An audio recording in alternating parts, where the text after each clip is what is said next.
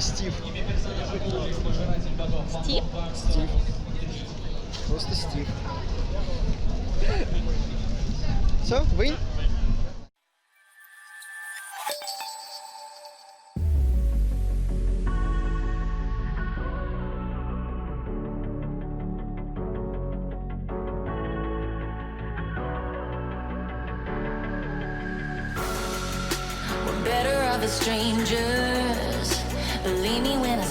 Если вы не знаете, где я сейчас нахожусь, то я около стенда, посвященному игре Detroit Become Human от таких разработчиков, как Quantic Dreams. Они известны по таким играм, как Fahrenheit, Beyond Two Souls и Heavy Rain. Игры знамениты тем, что все происходящее, весь сюжет и выбор зависит только и только от вас. Не знаю, как вам, а мне такие игры очень нравятся.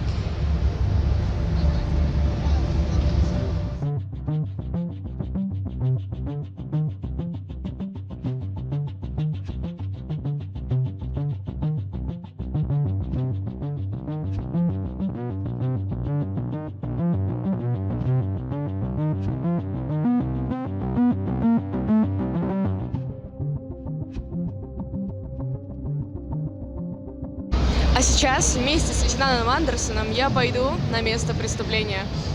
Пойдем?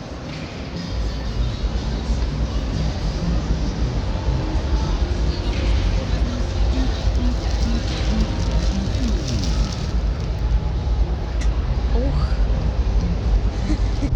Как вы видите, это просто невероятное место. Для тех, кто реально понимает игру и знает весь этот фандом, вы найдете здесь очень много интересного и того, что поймете только вы. Но что я могу сказать, мне очень нравится.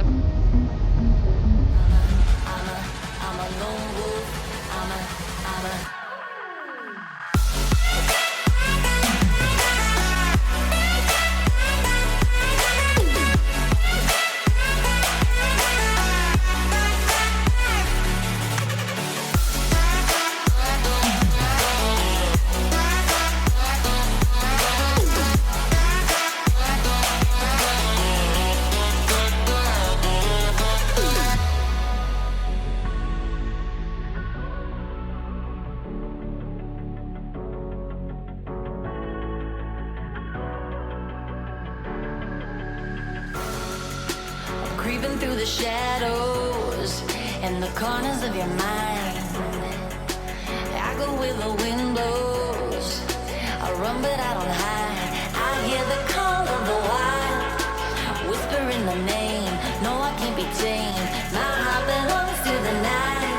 I'm alone, I'm alone, I'm a lone wolf. I'm a lone wolf. I'm a lone wolf.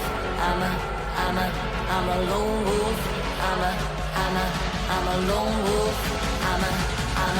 I'm a lone wolf.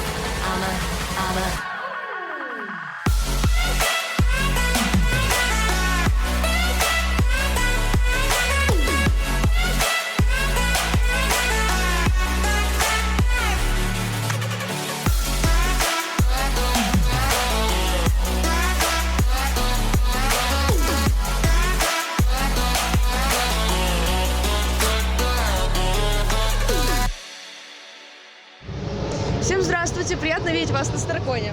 Здравствуйте. Мы сейчас находимся на стенде, посвященному The Elder Scrolls, и я думаю, было бы интересно дать вам рассказать, что это такое. Что такое Elder Scrolls? Elder Scrolls — это серия игр, очень популярная и известная, у которой огромное количество фанатов, и мы одни из них. У вас очень классные костюмы, просто замечательные. Спасибо. Мне очень нравится, все. Как долго вы делали, кстати, эти костюмы? Ну, конкретно мой костюм делался недолго, я больше времени уделяла декорациям. Могу примерно то же самое сказать. Костюм не первый год гуляет. Если вернуться опять к вашим костюмам, у вас собственные персонажи или это какие-то герои игры, которых люди сразу узнают? У большинства, у некоторых собственные персонажи, какие-то наборы костюмов, доспехов. У кого-то именно поименованные персонажи, как, например, у наших ребят в «Темном братстве».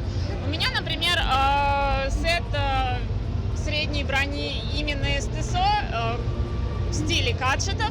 То есть у меня персонаж свой персональный, тот, за кого я играю. Соответственно, у меня воспроизведен наряд из игры. А у вас? У меня костюм, так сказать, повседневный, городской, но в гамме Темного Братства, потому что я информатор Темного Братства и всегда с ними тесно сотрудничаю. Можно и по кинжалу это понять, и по небольшому амулету. Но персонаж тоже собственный. Ее зовут Алери Телвайн, она у меня уже появляется не первый раз на Старконе и всегда дружна с командой. У меня персонаж тоже тот, который я отыгрываю, собственно, в Elder Scrolls Online, в костюме ведьм. Ну, это такое одеяние их.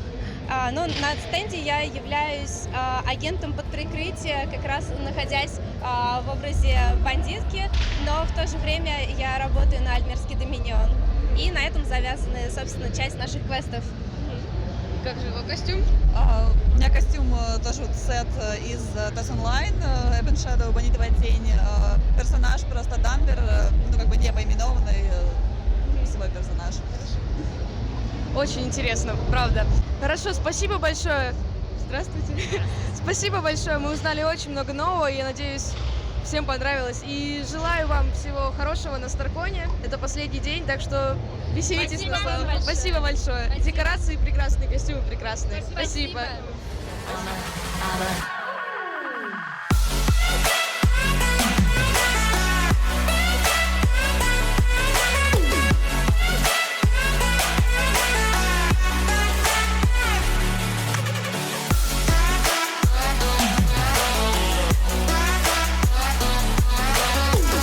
Здравствуй, мы из Эстонии, у нас есть свой аниме-магазин, и хоть наша деятельность не очень связана с вашей, но мы очень хотим поддержать то, что вы делаем. Представься, пожалуйста. Меня зовут Катя Долинина, я работаю в компании «Иное кино». Мы занимаемся перезапуском в прокат сейчас в России классических фильмов, таких как «Чужой», «Бойцовский клуб» у нас выйдет в июле. До этого мы выпускали «Апокалипсис сегодня», «Охотник на оленей» и «Жертвоприношение». У нас есть небольшой опыт проката фестивального кино, а до фестивального закона в России мы, собственно, занимались ретроспективами. Вот. Откуда пришла мысль этим всем заниматься?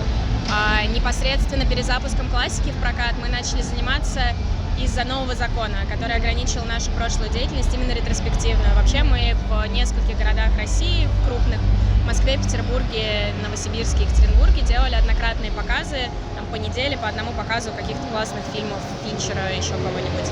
А из-за закона больше мы не смогли этим заниматься в том формате, в котором это было до этого.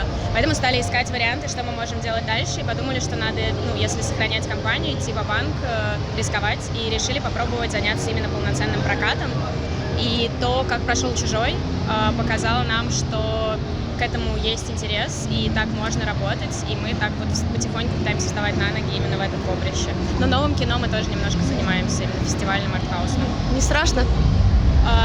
Всегда страшно делать что-то новое, но у нас есть наша аудитория, которая нас очень поддерживает, у нас есть классная команда, мы любим то, что мы делаем, поэтому страшно, но интересно. То есть вы, получается, такую отдачу от публики вы сильную чувствуете? Да, у нас основное взаимодействие с людьми идет через наши соцсети, и мы получаем очень большой фидбэк по поводу наших показов. Мы общаемся с людьми на премьерах, мы всегда приглашаем критиков представлять фильмы на первых показах. И поэтому, сейчас первый раз мы на Старконе, собственно, тоже мы можем непосредственно пообщаться с нашими зрителями. Приходят люди, которые знают нас, знают наши показы. Поэтому, конечно, это очень помогает и поддерживает. То, что вы первый раз на Старконе, и вот то, что я сейчас увижу ваш стенд, это просто замечательно. Я как фанат бойцовского клуба, мне очень нравится. Какой фильм пока что был самый популярный, который вы показывали? На данный момент самый успешный был «Чужой». Да. Какие в будущем есть идеи какие-нибудь? Идеи есть, но, к сожалению, пока не подписаны всякие наши договоры, мы не можем разглашать. Собственно, ближайшее — это бойцовский клуб. Все, что будет дальше, мы будем анонсировать по мере нашей возможности. Желаете расширить территорию того, чего желаете расшириться, то есть не только в России, например, да еще в других поближе странах делать, может, Прибалтика и прочее?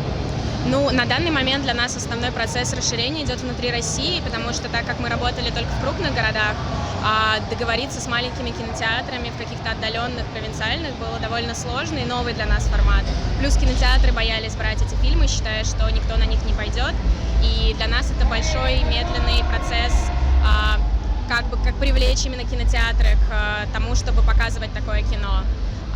У нас иногда бывают права на близлежащие страны, но скорее на СНГ, но нам сложно там работать, потому что у нас маленькая команда, и основной фокус все равно идет на России, но когда есть возможность, мы еще показываем фильмы в Минске, дальше будем смотреть, но именно плана такого нет пока что. Вы занимаетесь только классическими фильмами, да? Классические мультипликационные фильмы, например, как, например, Хаяо Миядзаки, такие мультики, как «Монстр Тоторо», они такие довольно знаменитые.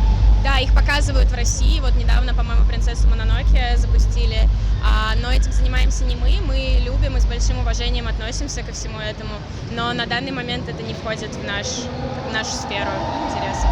Хорошо, как я уже сказала, ваша деятельность не особо связана с нашей, но нам очень понравилось то, что вы делаете. Мы всегда за любой движ, хороший движ, так что мы желаем вам только удачи и спасибо большое. Спасибо вам, удачи вам. Спасибо большое. Приятно. Всего доброго. Как вы уже поняли, иное кино делает доброе дело. Так что если вы из России и когда-нибудь хотите увидеть свой любимый классический фильм в кинотеатрах снова, то, пожалуйста, смело поддерживайте их деятельность. Аникс Тим одобряет.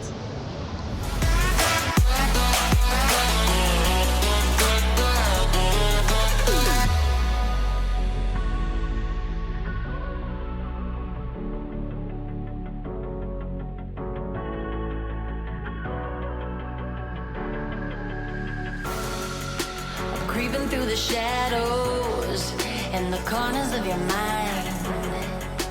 I go where the wind blows. I run but I don't hide. I hear the call of the wild, whispering the name. No, I can't be tamed. My heart belongs to the night. I'm alone, I'm alone, I'm a lone wolf. I'm a lone wolf.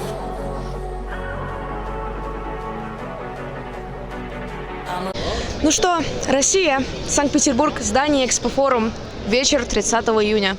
И Старкон официально закончился. Больше всего мне понравилась арт-зона. Из стендов больше всего понравился Detroit Become Human. И, конечно же, иное кино со своим Fight Club'ом. Молодцы. Жалко, конечно, что мы не смогли взять интервью у организаторов. Но это понятно, много работы. А что ты думаешь? Арт-зона поразила меня большим количеством независимых, начинающих, но тем не менее амбициозных художников. У одной из таких маленьких студий из нескольких человек я успел купить одно из первых изданий комикса, которое еще будет выходить с эксклюзивной обложкой.